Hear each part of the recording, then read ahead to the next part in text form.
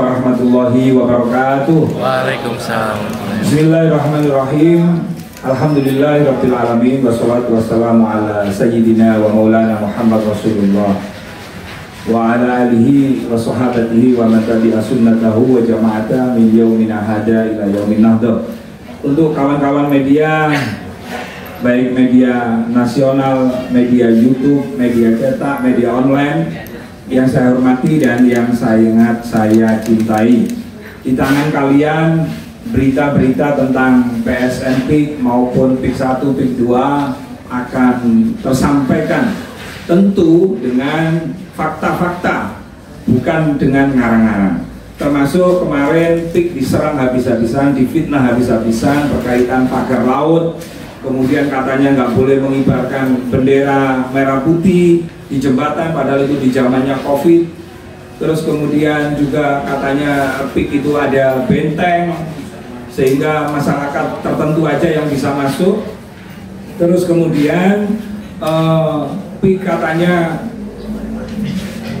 intimidasi, gusur, ancam, perampasan dan lain-lain. Nah, nanti teman-teman media saya persilakan untuk bertanya langsung, karena di sebelah kiri kami adalah tim manajemen dari PIK, sehingga pada kesempatan ini semua apa yang ingin ditanyakan oleh teman-teman media kami buka. Terima kasih. Assalamualaikum warahmatullahi wabarakatuh. Waalaikumsalam warahmatullahi wabarakatuh. Teman-teman media yang saya hormati, terima kasih atas waktu yang sudah diberikan kepada saya. Pertama, ada 4 hal yang perlu saya sampaikan untuk meresume semua berita yang ada. Pertama adalah bahwa PSN dan PIK 2 itu adalah 2 hal berbeda. PIK 2 sendiri adalah proyek yang berorientasi ke real estate, itu sudah berjalan sejak 2009. Artinya PIK 2 itu sudah mulai melalui izin yang diterima, sudah mulai berjalan sejak 2009. Sedangkan PSN ini adalah wilayah di luar perencanaan PIK 2 yang dari 2009 itu berjalan, itu di luar, dan itu menjadi bagian dari terintegrasinya PIK 2 mulai Maret 2024. Jadi sejak diputuskan bahwa ada area di sisi luar kawasan PIK 2 yang sebelumnya itu dijadikan PSN.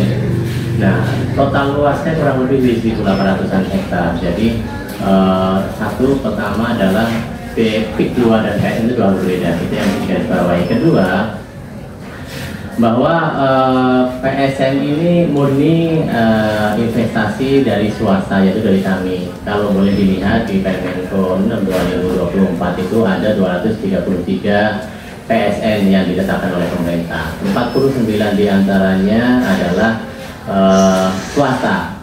Nah, swasta ini tidak sedikit pun memakai anggaran APBN. Artinya yang PSN yang dikelola oleh swasta yang 49 ini sedikit pun tidak memakai anggaran APBN. Jadi murni dari swasta. Perihal PSN PIK 2 sama, bahwa investasi kami di PSN PIK 2 ini 39,7 triliun itu murni dari kami. Jadi tidak ada satupun atau sedikit pun dana APBN masuk ke dalam proyek PSN PIK 2 ini. Jadi yang kedua, tadi saya sudah jelaskan, PSN PIK 2 ini murni investasi dari swasta. Kemudian yang ketiga, bahwa PSN PIK 2 ini tidak menggusur warga. Kenapa tidak menggusur warga? Jadi lokasi di luar proyek PIK 2 yang real estate tadi, yang dijadikan PSN tadi yang 1.800 hektar itu adalah lahan milik negara. Jadi bukan lahan milik warga sekitar, sehingga dipastikan bahwa proses pembangunan PSN PIK 2 ini tidak sedikit pun menggusur tanah warga. Jadi itu perlu digarisbawahi, sehingga nanti tidak simpang siur bahwa PSN dijadikan alat untuk menggusur warga, tidak. Jadi PSN ini adalah lahan milik negara yang dijadikan PSN, nanti kita kembangkan menjadi destinasi wisata. Kemudian yang keempat adalah bahwa PSN ini dianggap sebagai proyek yang merusak mangrove. Tapi perlu saya jelaskan bahwa dari 1.600 hektar lahan milik KHK yang dijadikan PSN itu hanya 91 hektar ternyata yang bentuknya mangrove. Bapak Ibu boleh lihat data. Nah, Dari sedikitnya mangrove di lokasi yang dijadikan PSN ini, dengan dijadikan PSN kita merevitalisasi menjadi 515 hektar. Artinya membantah dengan tegas dengan data bahwa PSN ini tidak merusak mangrove yang ada, tapi merevitalisasi, menambah dari 91 hektar yang sudah ada menjadi 515 hektar. Kemudian terakhir yang perlu kami tegaskan kembali bahwa berita-berita yang beredar selayaknya berdasarkan data, sehingga ini mengedukasi masyarakat apa sih dampak PSN ini gitu. Dampak PSN ini sangat besar Bapak Ibu. Pertama terhadap penambahan tenaga kerja. Kita lihat bahwa sekarang kondisi di mana-mana ada pemutusan hubungan kerja dan PSN ini justru menambah. Kita menargetkan kurang lebih 6.500-an tenaga kerja yang nanti akan timbul akibat PSN ini. Kemudian kami juga sudah menghitung, ternyata memang ada multiplier effect atas PSN ini.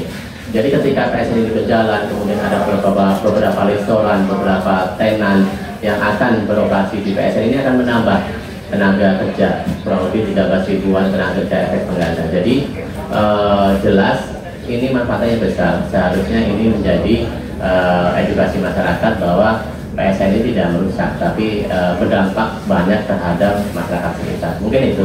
Saya akan coba menjawab secara formal beberapa pertanyaan dan mungkin nanti tidak detail, tapi setidaknya ini akan menjawab semua pertanyaan yang ada. Pertama adalah perjanjian dengan pemerintah bahwa PSN TIK 2 ini tidak serta-merta ditunjuk, tapi melalui kajian dan pembahasan. Jadi perjanjian dengan pemerintah tentu saja adalah satu hal yang pasti. Kami harus melaksanakan proyek ini. Ketika proyek ini sudah ditentukan oleh pemerintah dengan segala macam resume dan proposal yang sudah dibahas dan disetujui, perjanjian kami dengan pemerintah harus merealisasikan proyek itu. Jadi tidak ada perjanjian hal-hal krusial atau ini itu tidak ada. Tapi memang perjanjian yang melekat terhadap terhadap PSN TIK 2 ini adalah bagaimana kami selaku pengelola yang ditunjuk oleh negara ini dapat merealisasikan proyek ini, gitu. Jadi itu perjanjian kami dengan pemerintah. Kemudian pemerintah juga akan mendukung serta mempermudah dalam hal perizinan sehingga nanti realisasi PSN ini dapat dicapai sesuai dengan rencana yang sudah dibahas sebelumnya. Kemudian untuk kajian AMDAL, kemudian sosialisasi, kami sebenarnya sudah pernah melakukan kajian AMDAL. Kita sudah menyusun kerangka acuan AMDAL. Kita juga sudah sama melakukan sosialisasi terhadap masyarakat sekitar lokasi PSN. Gitu. Jadi memang kita sudah melakukan itu dan tidak ada satupun yang menolak. Ada beberapa masukan terkait nanti ketika pelaksanaannya harus hati-hati dan hal itu normatif. Tapi memang secara prinsip disosialisasi AMDAL dengan masyarakat sekitar yang terdampak PSN itu kita sudah laksanakan dan mereka mendukung. Kemudian nanti untuk perihal dari MUI mungkin Bu Sofi yang akan menjawab. Cuman kemudian untuk hal lain seperti tanggal laut itu memang kami sudah sampaikan melalui kuasa hukum kami bahwa memang itu bukan dari kami, itu saja. Jadi memang tanggul laut itu bukan dari kami yang melakukan pembangunan. Jadi itu. Selanjutnya saya jawab pertanyaan tentang MUI ya, MUI pusat Mbak ya, MUI pusat yang dalam Rakernas beliau meminta untuk membatalkan PSN. Nah saya tidak mewakili PIK pada kesempatan ini sebagai Ketua Umum BKN yang selama ini berkomunikasi dengan para kiai dan para alim ulama tentang bagaimana sih sebenarnya untuk memutuskan sesuatu, apalagi keputusan itu bisa menimbulkan kepentingan umum. Nah, MUI pusat yang patut kami kritisi adalah MUI pusat ini belum pernah melakukan tabayun, Mbak. Ya, itu tolong dicatat dan saya bertanggung jawab. MUI pusat tidak pernah melakukan tabayun ketika beliau memutuskan dalam Rakernasnya untuk membatalkan PSN PIK kepada pemerintah, minta dibatalkan. Padahal PSN PIK ini bukan kemauan dari PIK, tapi berdasarkan Perpres Presiden dan Wakil Presiden saat itu Kiai Ma'ruf Amin. Beliau juga mantan Ketua Umum MUI gitu loh. Nah akhirnya MUI Banten kan juga kemarin bersuara juga kan gitu. Nah jadi kami menghormati itu keputusan MUI pusat seperti itu, tapi Mbok Iya sebagai seorang ulama Apalagi PSN PIK ini kan tanahnya kosong, tanah mangkrak, tanah terbengkalai yang katanya Profesor Dr. Kiai Said Akil Sirot dalam silaturahmi alim ulama yang ada di Banten kemarin, Ihyaul Mawad. Jadi kalau kita melihat tanah yang terbengkalai, tanah yang mangkrak, lalu kita tidak merawat dan tidak mengelola dengan baik, maka kita itu berdosa. Jadi negara dalam hal ini melihat tanahnya mangkrak dan terbengkalai, maka tanahnya ini diserahkan, dikelolakan, dan ada perjanjian-perjanjian termasuk mangrove 91 hektar. Di komitmen itu harus dijadikan 500 hektar, termasuk tidak boleh membangun perumahan. Nah, harusnya MUI pusat itu melakukan tabayun kepada pemerintah, Sesmenko mungkin, tabayun kepada pihak. Nah, selama ini belum dilakukan itu sama sekali. Ya, kita serahkan kepada ulama-ulama, karena ulama itu tidak hanya di MUI saja, ulama itu banyak. Seperti itu, ya Mbak ya, seperti itu. Terus yang lain? Yang Pak Tony tadi dengan Pemprov Banten sendiri komunikasi dengan manajemen tim bagaimana? Proses penentuan PSN itu sudah serta-merta sehari dari tidak. Jadi kami mulai dari pembahasan dengan pemerintah Kabupaten Tangerang. Ada itu pembahasan, kemudian ada juga surat dukungan dari Bupati Tangerang. Kemudian setelah selesai dibahas di Kabupaten Tangerang, kita bahas ke tingkat yang lebih tinggi ke Pemprov Banten. Ada juga dukungan dari Gubernur Provinsi Banten terhadap PSN ini. Artinya ini tuh dibahas detail dan tidak serta-merta ketika ini jadi sehari dibahas dari tidak. Ini ada proses yang lama. Semua proposal, semua pengajuan, semua perhitungan, semua diuji sampai diputuskan bahwa PSN ini layak proyek ini layak disebut sebagai PSN. Nah, setelah selesai dari Pemprov, kita juga berkomunikasi dengan Kementerian Pariwisata dan Ekonomi Kreatif. Di situ juga diuji apakah rencana ini layak secara manfaat, secara dampak ke masyarakat dan pemerintah, ataupun semua hal dampak baik atas PSN ini. Dari Kementerian Pariwisata juga sama, sudah mengeluarkan surat dukungan atas PSN ini, kemudian dibawa naik ke Kemenko.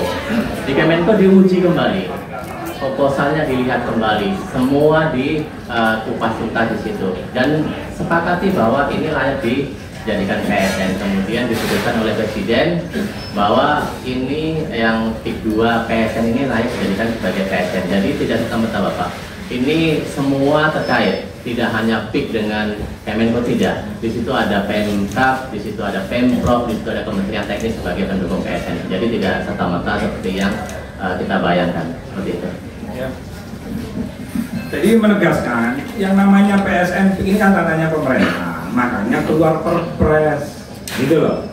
Nah, selama ini yang dibangun oleh orang-orang yang tidak bertanggung jawab, yang tidak ingin kemajuan, memframingnya dengan adanya PSN supaya tanah itu murah. Nah, kan lucu, PSN itu, PIK itu yang ditunjuk sebagai pengelola tidak beli, itu tanahnya pemerintah. Kalau yang beli nih berdasarkan apa sih beli kepada warga? Satu, berdasarkan NJOP. Bisa, kalau di NJOP tidak sepakat misalnya, berdasarkan harga pasaran lebih tinggi. Kalau di harga pasaran misalnya PIK atau dengan penjual tidak ada kesepakatan, maka berdasarkan kesepakatan. Bisa saja per meter itu 200.000, di atas NJOP bisa saja. Nah, itu namanya proyek PIK, paham ya?